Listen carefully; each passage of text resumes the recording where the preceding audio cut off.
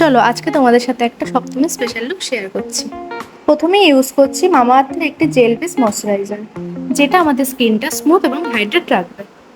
তারপরে ইউজ করছি ইনসাইটের এই 3-in-1 প্রাইমারটা।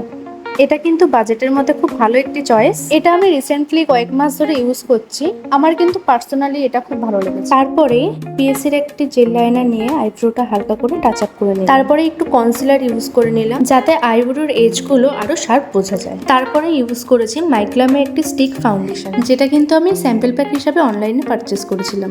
এটা আমি বেশ কিছুদিন ধরে ইউজ করছি, আমার পার্সোনালি খুব ভালো লেগেছে, তোমরাও চাইলে চেক আউট করে নিতে পারো। তারপরে ব্লেন্ডার দিয়ে খুব ভালোভাবে ব্লেন্ড করে নিলাম। এটা কিন্তু আমার স্কিন টোনের সাথে খুব ভালোভাবে ম্যাচ করে গেছে। তারপরে ইউজ করেছি কালার সেন্সের একটি প্যান স্টিক, যেটা দিয়ে কিন্তু আমি হাইলাইটস এরিয়াগুলো ভালোভাবে হাইলাইট করে নিলাম।